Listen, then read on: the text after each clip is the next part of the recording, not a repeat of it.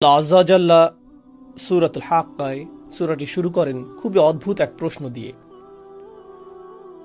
বস্তুত এটি একটি বিবৃতি।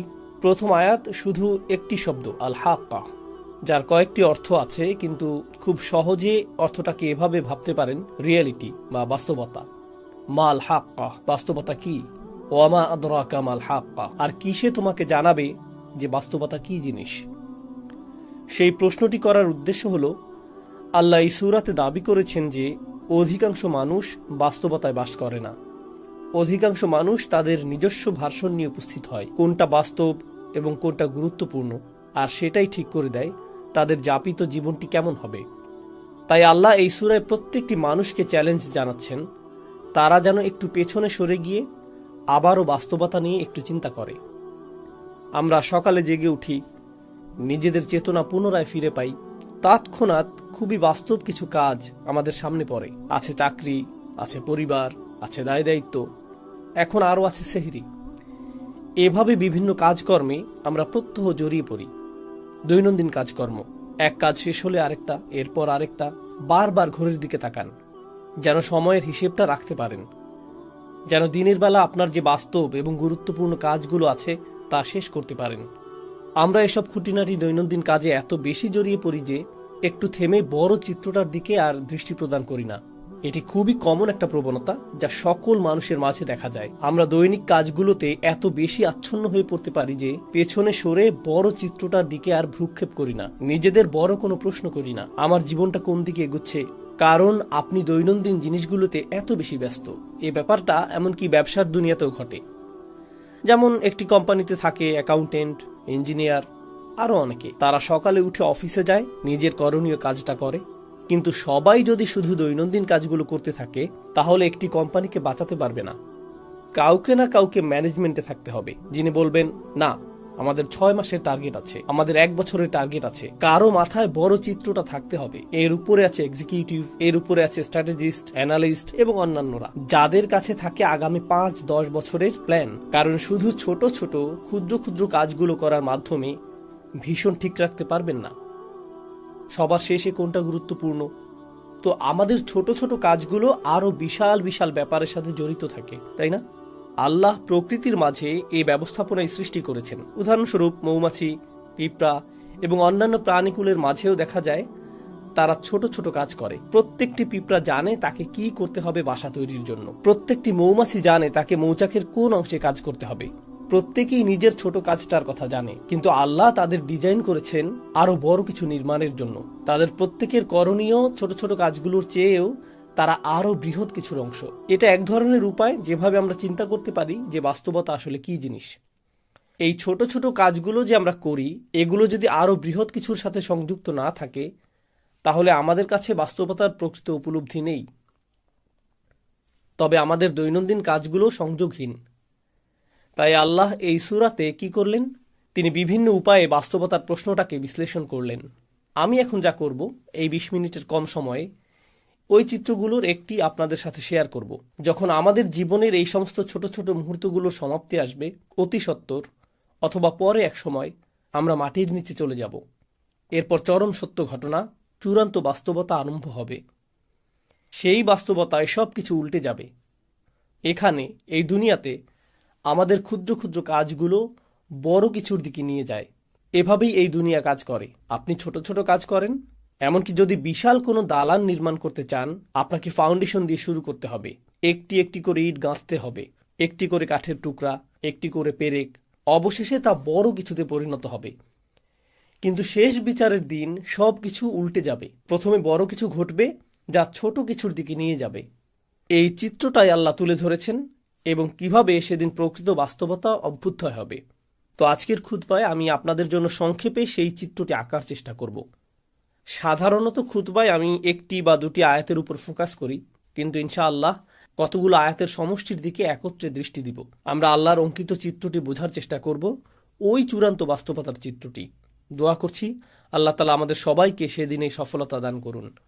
ফাইদা নুফিখ ফিস সূরি নাফখাতুন ওয়াহিদা, অতঃপর যখন সিংগায় ফুৎকার দেওয়া হবে, মাত্র একটি ফুৎকার। সিংগায় ফুৎকার দেওয়ার ধারণাটি আমরা জানি, কিয়ামতের দিন 2 বার ফুৎকার দেওয়া হবে। আল্লাহ দুটি হর্নের কথা উল্লেখ করেছেন, কিন্তু এখন আল্লাহ উভয় চিত্রকে এই সূরায় একত্রিত করে দিলেন। তিনি এখানে যা করেছেন, এমনকি সিংহা শব্দটি উল্লেখ করার মধ্য দিয়ে এটা কিছুটা কনসেপ্ট মাথায় নিয়ে আসে। মানুষের স্মৃতিতে যদি প্রাচীন আরবের অমুসলিম কারোর সাথে কথা বলতেন কোরআন নাজিলের সময়কালে, কোরআনের শ্রোতাদের অধিকাংশই মুসলিম ছিল না। সে সময়ের মক্কায় বেশিরভাগই মুসলিম ছিল না, আর তারা এই কথাগুলো শুনছিল। তারা যখন সিংহা শব্দটি শুনত, তারা আখিরাত নিয়ে চিন্তা করত না, তারা গায়েব নিয়ে আমাদের মুসলিমদের মতো ভাবত না। তাদের ভাবনাটা ছিল, তারা যখন যুদ্ধ করতে যেত, একজন বিউগল বা সিংহা মুখে তুলে ফুৎকার দিত, সাথে সাথে ঘুমন্ত সৈন্যরা জেগে উঠত আর যুদ্ধের জন্য লাইন ধরে প্রস্তুত হয়ে যেত, কারণ যুদ্ধ শুরু হতে যাচ্ছে। সতর্ক সংকেত প্রদানের সময় এটা। বর্তমানেও মিলিটারি ব্যারাকে, মিলিটারি ক্যাম্পে ইত্যাদিতে অ্যালার্ম সিস্টেম, সাইরেন বা হর্ন বেজে উঠলে প্রতিটি সৈন্য জানে তাকে এক্ষুনি প্রস্তুত হতে হবে, ইউনিফর্ম পরতে হবে এবং রেজিমেন্টে গিয়ে দাঁড়াতে হবে।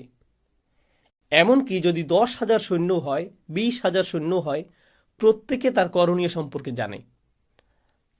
তারা এলোমেলোভাবে দাঁড়িয়ে থাকে না, সবাই নিজ নিজ রেজিমেন্টে সুশৃঙ্খলভাবে দণ্ডায়মান। হর্নের আওয়াজ সম্পর্কে বলতে গেলে আল্লাহ আজ্জাজাল্লাহ কোরআনের অন্যত্র বলেন, ওমা ইয়ালামু জুনুদা রব্বিকা ইল্লা হুয়া, তোমার রবের বাহিনী সম্পর্কে তিনি ছাড়া কেউ জানেন না। এই হর্ন বেজে উঠলে আল্লাহর সমস্ত সৃষ্টি এমনভাবে আচরণ করবে যেন তারা রিজার্ভ সৈন্য। এই সিগন্যালের অপেক্ষায় ছিল নিজ নিজ পজিশনে প্রস্তুত হতে। সকল সৃষ্টি প্রস্তুত। আল্লাহর সকল ফেরেশতা, আকাশমণ্ডলী, মেঘমালা, পৃথিবী সবাই একই পজিশনে মুভ করবে এই মহাঘটনা সংঘটনের জন্য, এই উপস্থাপনার জন্য। তো ঠিক এরপরেই আল্লাহ বর্ণনা করেন, ফাইদা নুফিখা ফিস-সূরি নাফখাতুন ওয়াহিদা ওয়া হুমিলাতিল আরদু ওয়াল জিবাল, জমিন এবং পর্বতমালাকে উপড়ে ফেলা হচ্ছে, বহন করা হচ্ছে। জমিন এবং পর্বতমালাকে বহন করার ধারণাটা অদ্ভুত, কারণ এখন তারা সবকিছু বহন করে। জমিন আমাকে আপনাকে বহন করে, জমিন আমাদের বাড়ি বহন করে, জমিন সবকিছু বহন করে। আর পাহাড় পর্বত বহন করে বিভিন্ন গাছপালা, পাথর এবং এর উপর স্থাপিত অন্য সবকিছু। তাদেরকে কেউ বহন করে না, তারা সবাইকে বহন করে। আল্লাহ ইতোমধ্যেই এমন একটি দৃশ্য বর্ণনা করেছেন যেখানে আমরা যা কিছুকে বাস্তব ভাবতাম তাকে উল্টে ফেলা হচ্ছে, বিপরীত দিক থেকে উল্টো করে ফেলা হচ্ছে।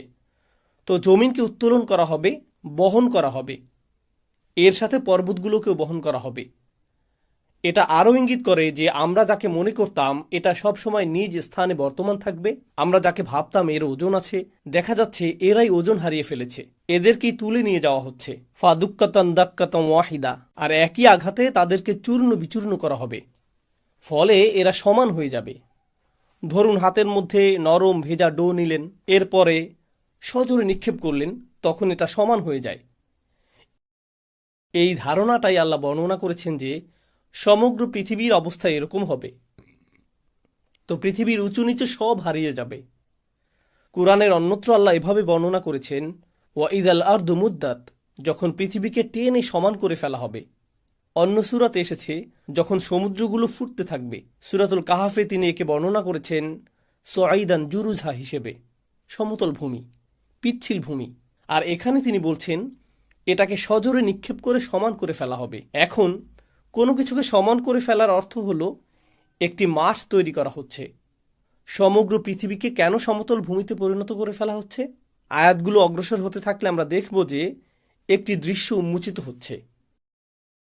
তিনি বলেন, ফায়াউমা ইদিন ওয়াকাতিল ওয়াকিয়াহ, ওই দিন আসল ঘটনা সংঘটিত হবে।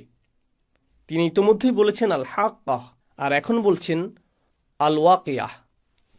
আল ওয়াকিয়াহ দারুণ আকর্ষণীয় একটা শব্দ, কারণ এটি এসেছে ওয়াকি থেকে। ওয়াকি অর্থ ভারী ওজন। তো আল্লাহ বলছেন সেদিন ভারী ওজনের পতন ঘটানো হবে। এটি অদৃশ্য জগৎ থেকে চূড়ান্ত বাস্তবতা পতিত হওয়ার বা ঘটার এক অভিব্যক্তি। কারণ সত্য সবসময় ওজনদার হয়, সত্য গুরুতর, সত্যের সারবত্য আছে, আর মিথ্যা হয় ওজনহীন, ফাঁকা। তো আল্লাহ বলছেন তখন ওজনদার সত্য ড্রপ করা হবে, অর্থাৎ তখন চূড়ান্ত বাস্তবতার অভ্যুদয় হবে। অতপর ওয়ানশাক্কাতিস সামা, এতক্ষণ যা বলেছি তা পৃথিবীতে ঘটতে থাকবে। সমগ্র পৃথিবীকে সমতল ভূমিতে পরিণত করা হবে।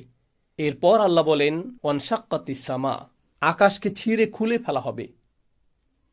ইনশিকাক শব্দটি ব্যবহার করা হয় যখন একটি কাপড় নিয়ে মাঝখান থেকে ছিঁড়ে ফেলেন, মাঝখানটা এখন ছিঁড়া, একে বলা হয় ইনশিকাক।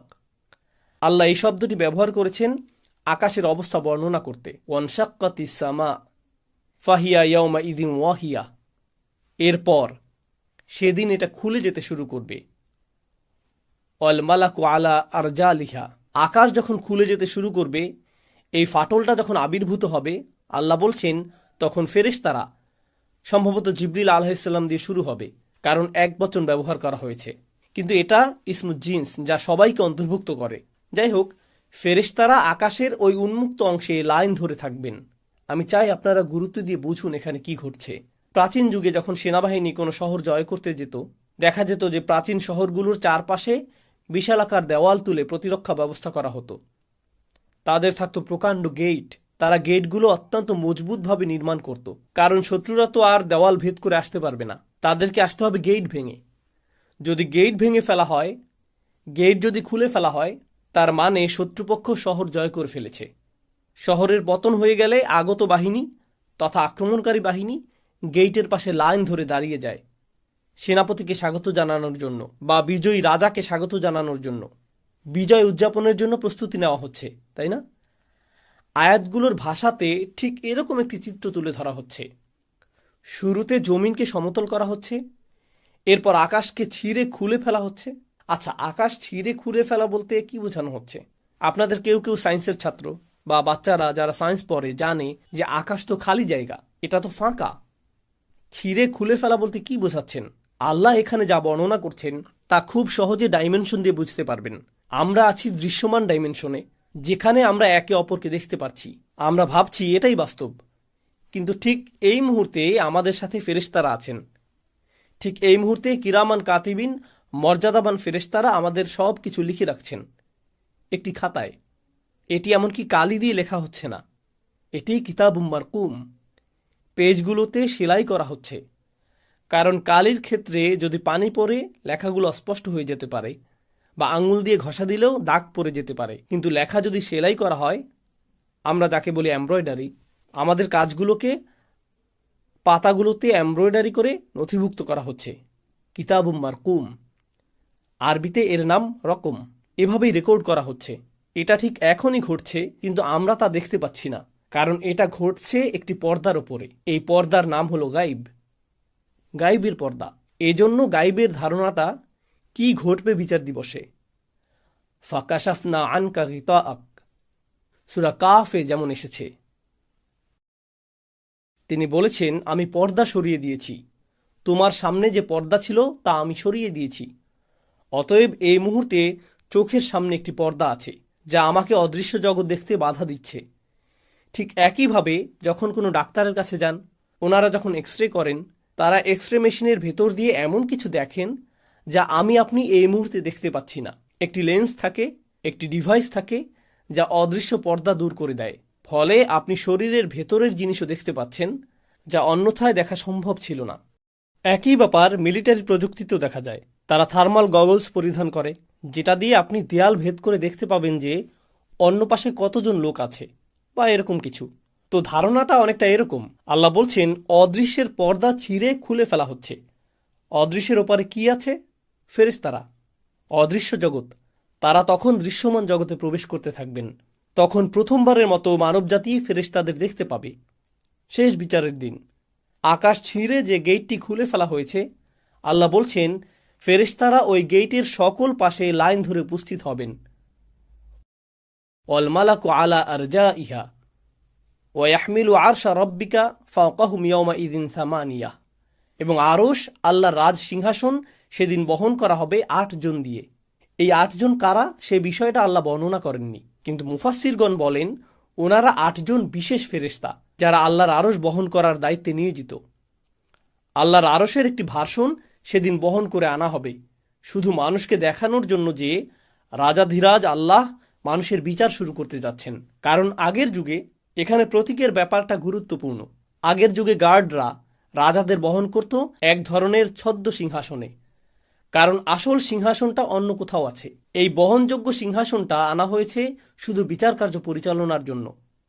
যদিও রাজার এখন আগমন ঘটেনি, কিন্তু সিংহাসন আনা হয়েছে। তো ওয়াহমিলু আরশা রব্বিকা ফাওকাহুম ইয়াওমাইদিন সামানিয়া, আর্মিরা গেট খুলে ফেলেছে, সিংহাসন আনা হয়েছে ৮ জন দিয়ে। এই ৮ জন কি ফেরেশতা নাকি আল্লাহর অন্য কোনো সৃষ্টি? আলী রাদিয়াল্লাহু তাআলা আনহু সহ অন্যরা বলতেন যে ৮ জন বলতে কি ৮ জন, নাকি ৮,০০০, নাকি ৮ লিজন বোঝানো হয়েছে। মা হিয়া হাদিহি সামান, আমরা জানি না এটা এই ৮ কারা, এটা আল্লাহ আমাদের জানাননি। তো তিনি বলেন ইয়াউমা ইদিন ইউরাদুন, এত সব কিছু কেন ঘটছে? কেন সমগ্র ভূপৃষ্ঠকে সজোরে সমান করে ফেলা হচ্ছে? কেন আকাশ ছিঁড়ে খুলে ফেলা হচ্ছে? হঠাৎ করে কেন ফেরেশতারা সব উপস্থিত হচ্ছেন? কেন সিংহাসন আনা হচ্ছে? এই সমস্ত কিছু কেন ঘটছে? ইয়াউমা ইদিন তুরাদুন, সেদিন তোমাদের সকলকে, তিনি আমাকে বলছেন, আপনাকে বলছেন, সেদিন তোমাদের সকলকে হাজির করা হবে। তুরাদুন লা তাখফা মিনকুম খাফিয়া, তোমাদের কোনো গোপনীয়তাই আজ আর গোপন থাকবে না। তো আপনারা লক্ষ্য করছেন বিশাল বিশাল ব্যাপার ঘটছে।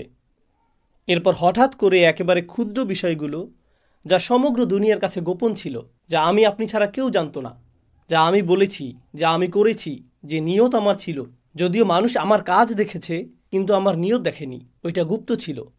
এমনকি সবাই এখানে নামাজ পড়ার আগে সবাই সালাতুল জুমার জন্য বসে আছেন, কিন্তু আমাদের নিয়তগুলো হয়তো অভিন্ন নয়, কারো হয়তো ভিন্ন নিয়ত আছে। আপনি তা দেখতে পান না, আপনার পক্ষে তা দেখা সম্ভব নয়, এটা গোপন। কিন্তু সেদিন কোনো গোপন জিনিসই আর গোপন থাকবে না, কিছুই লুকায়িত থাকবে না। কিছু সাহাবা এই আয়াত সম্পর্কে বলেছেন, কারণ সেদিন মানুষের পরনে কোনো কাপড় থাকবে না, কেউ কোনো পরোয়া করবে না। আল্লাহ শুধু মানুষের আমলগুলো উন্মুক্ত করবেন না, আল্লাহ তাদের নিজেদেরকে উন্মুক্ত করে দিবেন। তো লা তাখফা মিনকুম খাফিয়া, এখন ব্যাপারটা এমন যেন এই বিশাল ঘটনা, আকাশ এবং সমগ্র পৃথিবীকে নতুন করে সাজানো হয়েছে, নতুনভাবে ইঞ্জিনিয়ারিং করা হয়েছে। এই সমস্ত কিছুর উদ্দেশ্য হলো আমি এবং আপনি। এই সমস্ত কিছুর উদ্দেশ্য হলো যেন আমি আপনি আল্লাহর সামনে দণ্ডায়মান হই এবং বিচারের সম্মুখীন হই। এই সমস্ত কিছু হলো ঘটনার পূর্ব প্রস্তুতি। এখন প্রশ্ন উঠে, আল্লাহ আজ্জাওয়াজাল্লাহ হলেন আল হাকিম, তিনি সকল প্রজ্ঞার মালিক। আর আল্লাহ আজ্জাওয়াজাল্লাহ ইন্নামা আমরুহু ইদা আরাদা শাইআন আইয়াকুলা লাহু কুন ফায়াকুন, আল্লাহ শুধু বলেন হও আর এটা হয়ে যায়। তো কেউ মারা যাওয়ার সাথে সাথে আল্লাহ বলতে পারতেন অমুককে জাহান্নামে ফেলো, অমুককে জান্নাতে রাখো। তিনি তৎক্ষণাৎ সিদ্ধান্ত নিতে পারতেন। তার তো এই মহা আয়োজনের দরকার নেই, তাকে তো আকাশ খুলতে হবে না, ফেরেশতাদের প্রদর্শন করতে হবে না, এরপর সিংহাসন আনতে হবে না, এরপর আমাদের সমস্ত আমলগুলো গণনা করতে হবে না, আল্লাহকে তো ভালো মন্দ গুনতে হবে না, তিনি তো সব ইতিমধ্যেই জানেন। আল্লাহর কাছে আছে সব কিছুর ক্যালকুলেশন, আছে সব কিছুর হিসাব। আল্লাহর চেয়ে কার কাছে উত্তম হিসাব আছে? তাহলে আমাদের সম্মুখে আল্লাহর এই বিশাল দৃশ্যের অবতারণা করার উদ্দেশ্য কি? ব্যাপারটা আসলে ন্যায় বিচারের ধারণার সাথে সম্পর্কযুক্ত। এই দুনিয়াতে মানুষ যে বিষয়গুলো চায় তার মধ্যে একটি হলো ন্যায় বিচার। কিভাবে ন্যায় বিচার হয়? দুটি বিষয় ঘটতে হবে যদি ন্যায় বিচার পেতে চান। প্রথম যে বিষয়টি ঘটতে হবে তা হলো বিচার প্রক্রিয়ার ন্যায্যতা থাকতে হবে, বিচার প্রক্রিয়ার নিরপেক্ষতা থাকতে হবে। দ্বিতীয় যে বিষয়টা ঘটতে হবে তা হলো আপনাকে বিচারটা প্রদর্শন করতে হবে। গোপনে বিচার করতে পারবেন না। যদি পুলিশ কাউকে গ্রেফতার করে, তাকে ধরে এবং জেলে নিক্ষেপ করে আর বলে যে তাকে দোষী সাব্যস্ত করা হয়েছে, তখন প্রশ্ন উঠে কখন তাকে দোষী সাব্যস্ত করা হলো, তার বিচার কখন হলো? ওইটা গোপনে করা হয়েছে। বিশ্বাস করুন, বিচারটা ন্যায় বিচার হয়েছে। আচ্ছা, বিচারটা যদি গোপনে হয়, সাথে সাথে সবাই চিন্তা করবে বিচারটা যদি এতই ন্যায্য হয় তাহলে গোপনে করলেন কেন? প্রমাণাদি দেখাচ্ছেন না কেন? প্রকাশ করছেন না কেন? অতএব শুধু ন্যায় বিচার করলেই হবে না, ন্যায় বিচারটা সবাইকে দেখাতেও হবে। উভয় ব্যাপারটা ঘটতে হবে। কাউকে জাহান্নামে ফেলা হলো, তখন সে বলতে পারে, হ্যাঁ আল্লাহ আমাকে এখানে ফেলেছেন, কিন্তু আমি খুবই ভালো মানুষ ছিলাম, আমি জানিও না আমি এখানে কেন, আমি তো সৎ জীবনযাপন করেছি। তারা এমনটা বলতে পারে। যদিও তারা ভালো মানুষ না হয়ে থাকে, তবু তারা এই অজুহাতটা দেখাতে পারে, কারণ বিচারটা তো তাদের দেখানো হয়নি, তাই না? প্রকৃতপক্ষে এমনকি সেদিনও কিছু মানুষ অজুহাত দেখানোর চেষ্টা করবে। আল্লাহ কি করলেন? আল্লাহ দেখিয়ে দিলেন লা তাখফা মিনকুম খাফিয়া, কোনো কিছুই গোপন থাকবে না। ভালো কিছু যেমন গোপন থাকবে না, তেমনি খারাপ কিছু গোপন থাকবে না। আপনি নিজে, আমি নিজে সাক্ষ্য দিব আল্লাহ ন্যায় বিচার করেছেন। এটি একটি ন্যায্য বিচার। এখানে কোনো অন্যায় করা হয়নি, কারও প্রতিই না। ফামাই ইয়ামাল মিসকালা যাররাতিন খায়রান ইয়ারাহু ওয়া ইয়ামাল মিসকালা যাররাতিন শাররান ইয়ারাহু। অনুপরিমাণ ভালো কাজ এবং অনুপরিমাণ খারাপ কাজও আপনি নিজেই দেখতে পাবেন। এটাই মূল কারণ। এত বিশাল আয়োজন করা হবে এই জন্য যে যেন আল্লাহ প্রদর্শন করতে পারেন বিচারটা কত ন্যায়ানুগ হয়েছে। আমার আপনার চোখের সামনেই এটা ঘটবে। এটা সেই মহাবিচারের প্রস্তুতি। এখন কিছু সময়ের জন্য একটু কল্পনা করুন, আমরা বিভিন্ন ইভেন্টে যোগ দিই। কেউ ঈদ পার্টির আয়োজন করলো, এটা একটা ইভেন্ট। চলুন আরও বড় কোনো ইভেন্টের কথা চিন্তা করি। নতুন প্রেসিডেন্টের শপথ অনুষ্ঠান হবে বা নতুন প্রধানমন্ত্রী নির্বাচন করা হয়েছে, তখন অনুষ্ঠান করা হয়, উদ্বোধনী অনুষ্ঠানের আয়োজন করা হয়। জাতীয় উৎসবের একটি দিন, বিশাল এক ব্যাপার। যখন বিশাল কিছু হয় তার জন্য প্রস্তুতিটাও হয় অনেক বড়।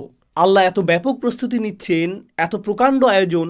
কত যে আয়াতে এই ইভেন্টের প্রস্তুতির কথা এসেছে। সিঙ্গার আওয়াজ থেকে শুরু করে আকাশ ছিঁড়ে ফেলা, ফেরেশতাদের সারিবদ্ধ হয়ে দাঁড়িয়ে যাওয়া, সিংহাসনের আগমন, এই যে এত বিশাল আয়োজন আমার কৃতকর্মগুলো হিসেবের জন্য, আপনার কৃতকর্মগুলো হিসেবের জন্য। আল্লাহর কাছে আমাদের কর্মগুলো এতটাই গুরুত্বপূর্ণ, অথচ আমরা মনে করি আমাদের কৃতকর্মগুলো ছোটোখাটো বিষয়।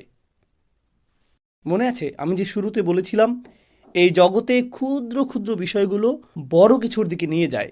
আর বিচার দিবসে কি হবে? সেদিন বিশাল বিশাল ব্যাপারগুলো ঘটবে আমার আপনার একেবারে ক্ষুদ্র ক্ষুদ্র আমলগুলোর হিসাব নিকাশের জন্য।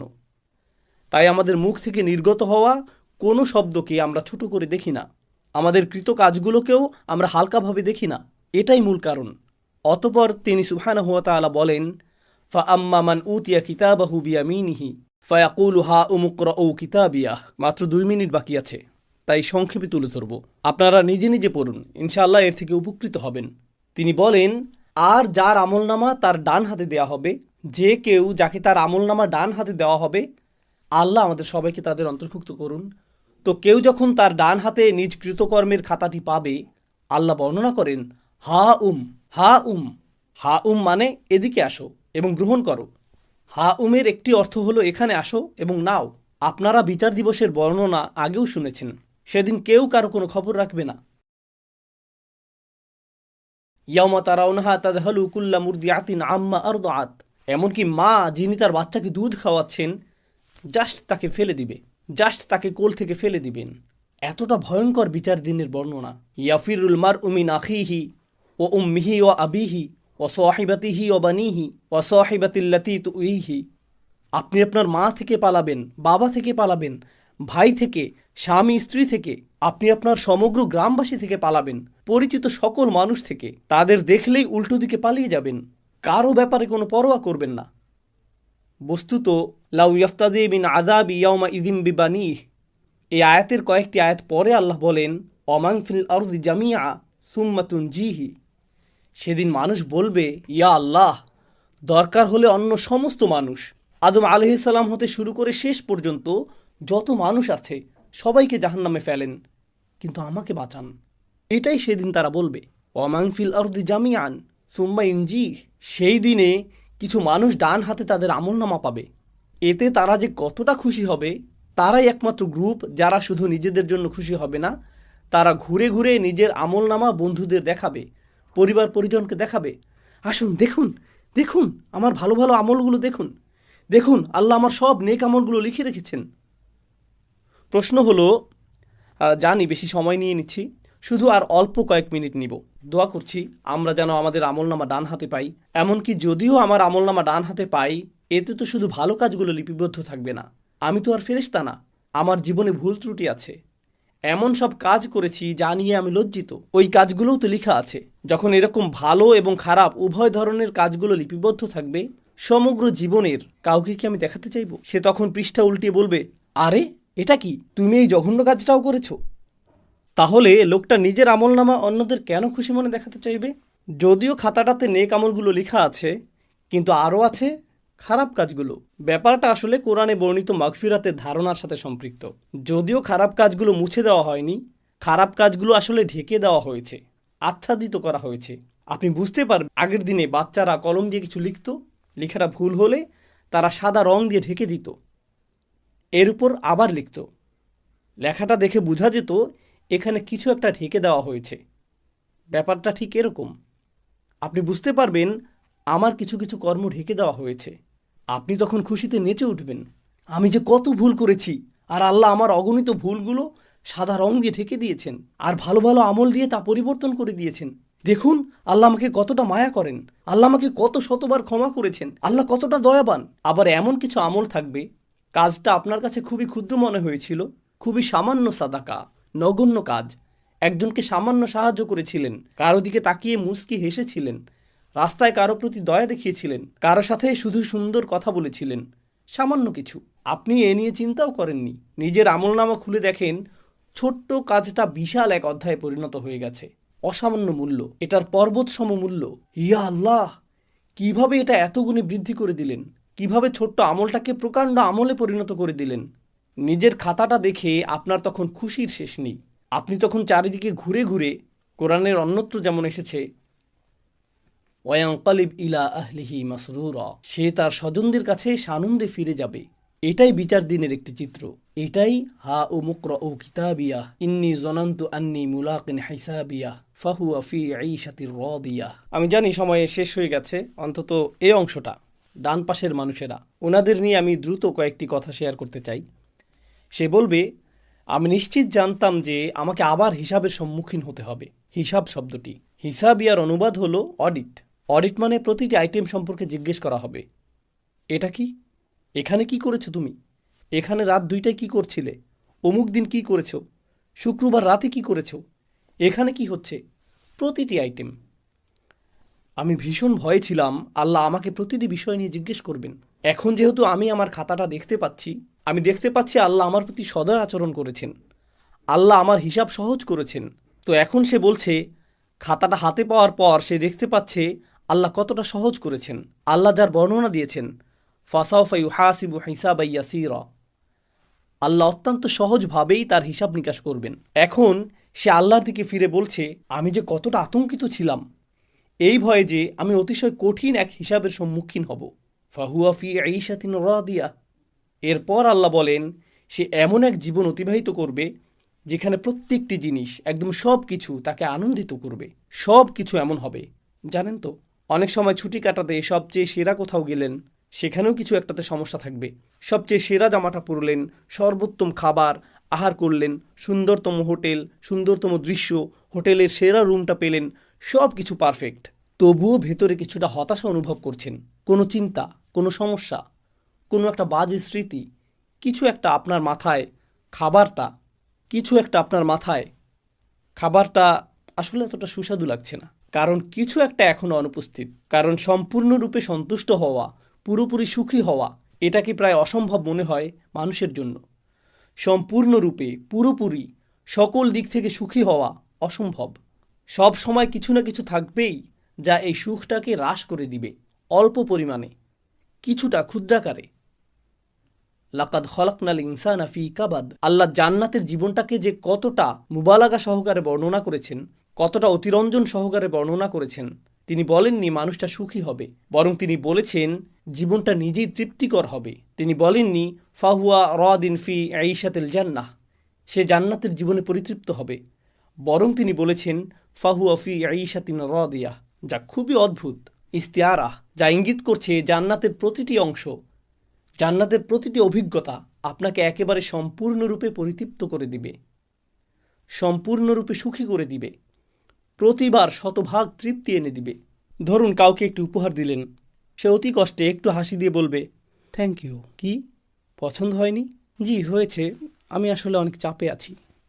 আপনি তখন, কী লাভ হলো, তোমাকে উপহার দিলাম আর তুমি এখনও মুখ কালো করে আছো, তোমাকে খুশি করা অসম্ভব, এই জীবনে এটা সম্ভব না। আপনি সম্পূর্ণরূপে পরিতুষ্ট হতে পারবেন না। ফাহুয়া ফি ঈশাতিন রাদিয়া ফি জান্নাতিন আলিয়া কুতুফুহা দানিয়া। প্রতিজ্ঞা করছি এটাই শেষ কথা। মহান আল্লাহ বলেন, তারা সুউচ্চ উদ্যানে অবস্থান করবে, তারা একটি সুউচ্চ উদ্যানে অবস্থান করবে। কোরআনের অন্যত্রও আল্লাহ উদ্যানের কথা বলেছেন, কিন্তু এখানে তিনি শুধুমাত্র উদ্যানের কথা বলছেন না, তিনি এটাকে বলছেন সুউচ্চ উদ্যান। বিষয়টা কৌতূহল জাগ্রতকারী, কারণ আলিয়াহ শব্দটি আক্ষরিক এবং রূপক উভয় অর্থেই ব্যবহৃত হতে পারে। এর মানে কি? এটি হবে এমন একটি বাগান, এটি শুধুমাত্র সুউচ্চই না, এর ফলে আপনি চমৎকার একটা ভিউ পাবেন। এটি হলো একটি আর্থ। আর আমরা জানি যে যখন আপনি দর্শনীয় কোনো স্থানে যান, যখন আপনি পাহাড়ের চূড়ায় ওঠেন, আপনি যদি কখনো হাইকিংয়ে গিয়ে থাকেন অথবা গাড়ি চালিয়ে দূরে কোথাও যান যেখানে চমৎকার ভিউ রয়েছে, যেই মুহূর্তে আপনি চমৎকার কোনো ভিউ দেখতে পান, নিজের ভেতর একটা প্রশান্তি লাভ করেন। সেখানে দাঁড়িয়ে পরিবেশটা অনুভব করতেই ভালো লাগে। এমনকি আপনি যখন গাড়ি চালিয়ে দূরে ভ্রমণ করেন, কোথাও কোথাও দর্শনীয় কিছু স্থান থাকে যেখানে আপনি কিছুক্ষণের জন্য রাস্তার পাশে গাড়ি পার্ক করেন। যদিও আপনার তাড়া থাকে, কিন্তু আপনি বলেন শুধু 1 মিনিট, 1 মিনিট, 1 মুহূর্তের জন্য দৃশ্যটা দেখে নেই, 1 মুহূর্তের জন্য দৃশ্যটা দেখে নেই। সকলেই আমরা থেমে যাই। আর আপনি যখন উঁচু কোনো স্থানে অবস্থান করেন তখন কিছুটা সাকিনাহ অনুভব করেন। আল্লাহ বলছেন জান্নাতিন আলিয়া। প্রত্যেকবার যখন আপনি বাইরে তাকান আপনার হৃদয়ে প্রশান্তি যুক্ত হতে থাকে, স্বস্তি যুক্ত হতে থাকে। এর দ্বারা এটাও বোঝায় যে জান্নাতে যত দূর দেখা যাবে সবই হবে আপনার, আপনি এর চূড়ায় থাকবেন। আর যত দূর দেখা যাবে সব দিক থেকে এটা হবে আপনার রাজত্ব। ফাহুয়া ফি জান্নাতিন আলিয়া। তবে এর আরও অর্থ রয়েছে। এটা এমন উদ্যান যা হবে অত্যন্ত অভিজাত। আপনারা হয়তো এরকম কথা শুনেছেন, এরা উঁচু স্তরের মানুষ, এদের অবস্থান অনেক উঁচুতে, এরা উঁচু সমাজের মানুষ। আপনি যদি সমাজের উঁচু স্তরে অবস্থান না করেন, তারপরেও যদি উঁচু স্তরের কোনো বিবাহ বা অনুষ্ঠানের নিমন্ত্রণ পান, আপনি সেখানে প্রবেশ করেন আর ভাবেন, ওয়াও, এই স্থানটি কল্পনাতুল্য, জানি না এর জন্য উপযুক্ত পোশাক পরেছি কিনা, আমার তুলনায় স্থানটি অনেক বেশি জাঁকজমকপূর্ণ, আমি কোনো কিছু নষ্ট করতে চাই না, আমি কি এখানে বসতে পারবো, সোফাটি অনেক দামি মনে হচ্ছে, আর জানি না এখানে থাকতে পারবো কিনা। তো আপনি অস্বস্তি বোধ করেন, কারণ এটা অতি উঁচু স্তরের, অতি অভিজাত। উদাহরণস্বরূপ, আপনি পরিপাটি কোনো জাদুঘরে গেলেন যেখানে লেখা থাকে স্পর্শ করা নিষেধ। এমনকি স্পর্শ করা নিষেধ লেখা না থাকলেও আপনি যখন কোনো বিলাসবহুল অট্টালিকাতে প্রবেশ করেন, স্পর্শ করা নিষেধ কথাটি আপনি নিজের ভেতরেই অনুভব করেন। আমাকে সতর্ক হতে হবে, আমি কি জুতা খুলে প্রবেশ করব, আমি কি ওখানে যাব। আপনি তখন অতিরিক্ত সতর্ক থাকেন। কিন্তু আপনি যদি অতিরিক্ত সতর্ক থাকেন, আপনি অস্বাভাবিক বোধ করবেন, কারণ আপনি তাল মিলিয়ে চলতে পারছেন না। তো আল্লাহ সেখানে কি করবেন? আল্লাহ আপনাকে তৎক্ষণাৎ স্বাভাবিক বোধ করাবেন। তিনি বলেছেন কুতুফুহা দানিয়াহ, ফলগুলো আপনার কাছে চলে আসবে এবং তৎক্ষণাৎ তা আপনার সামনে পরিবেশন করা হবে। সুবহানাল্লাহ। তো আপনার মনে হবে না যে আপনি অস্বস্তিকর অবস্থায় রয়েছেন। না না না, আপনাকে সেই স্থানের প্রতি সম্মান প্রদর্শন করতে হবে না, বরং সেই স্থানটি আপনাকে সম্মান প্রদর্শন করবে। কুতুফুহা দানিয়াহ। তিনি বলেছেন কুলু ওয়াশরাবু হানিয়াম বিমা আসলাফতুম ফিল আইয়ামিল খালিয়াহ। এখন খাও এবং পান করো তৃপ্তি সহকারে, নিশ্চিন্তে উপভোগ করো, রিল্যাক্স। কোরআনের অন্যত্র আল্লাহ জান্নাতের এমন কাপের কথা উল্লেখ করেছেন যা থেকে পানীয় উথলে পড়ছে, অর্থাৎ পানীয় ছিটকে পড়ছে কিনা সেটাও আপনি লক্ষ্য করছেন না। এটা লক্ষণীয় কোনো বিষয় হবে না। আপনারা একে অপরের সাথে খেলা করবেন, আপনারা হাসি ঠাট্টা করবেন, খেলা করবেন, তখন সকলে মিলে খাবার উপভোগ করবেন, একে অপরের সঙ্গ উপভোগ করবেন। আল্লাহ বিচার দিবসের এই দৃশ্যপটটি উল্লেখ করেছেন। বিচার দিবসের ঠিক পরের অবস্থা, তখন মানুষ অত্যন্ত আতঙ্কিত থাকবে এই জন্য যে সে হিসাবের সম্মুখীন হবে। ফাহুয়া ফি আইশাতিন রাদিয়াহ ফি জান্নাতিন আলিয়াহ কুতুফুহা দানিয়াহ কুলু ওয়াশরাবু হানিয়াম বিমা আসলাফতুম ফিল আইয়ামিল খালিয়াহ। সেই দিনগুলো যা অতিবাহিত হয়ে গিয়েছে, যা শূন্য হয়ে গিয়েছে, প্রতিনিয়ত এই দিনগুলো শূন্য হয়ে যাচ্ছে। আপনি একদিন পেছনে ফিরে যেতে পারবেন না, আপনি এক সপ্তাহ পেছনে ফিরে যেতে পারবেন না। গত কয়েকদিনের কথা চিন্তা করুন, আমরা হিসাব রাখতে পারছি না, সময় এত এত দ্রুত এগিয়ে যাচ্ছে। তো এই দিনগুলো হবে এরকম, আপনি পেছনে ফিরে তাকাবেন আর জীবনকে মনে হবে এটা যেন একটা বোতল যা দ্রুত শূন্য করা হয়েছে। আল্লাহ এই ধারণাটিকেই এখানে বর্ণনা করেছেন। এর উদ্দেশ্য হলো যাতে আপনি এবং আমি উপলব্ধি করতে পারি যে এই পৃথিবীতে আমাদের হাতে যে কয়েকদিন সময় রয়েছে, আসুন এর সর্বোত্তম ব্যবহার করি, যাতে আমার আমলনামাটি এমন কৃতকর্ম দিয়ে পরিপূর্ণ করতে পারি যার ফলে আমরা তা উন্মুক্ত করে অন্য একজনকে দেখাতে পারবো যে দেখো আমি কত চমৎকার কাজ করেছি। আর আল্লাহ আমার প্রতি অসম্ভব করুণা করেছেন। আল্লাহ আজ্জাজাল্লাহ আমাদের সকলকে ডান দিকের অধিবাসীদের অন্তর্ভুক্ত করুন, যারা ডান হাতে আমলনামা গ্রহণ করবেন। আর মহান আল্লাহ আমাদেরকে মিলিত করুন তার জান্নাতে, চমৎকার সুউচ্চ সেই উদ্যানে। বারাকাল্লাহু লি ওয়া লাকুম ফিল কুরআনিল হাকিম ওয়া নাফা'নি ওয়া ইয়্যাকুম বিল আয়াতি ওয়া যিকরিল হাকিম।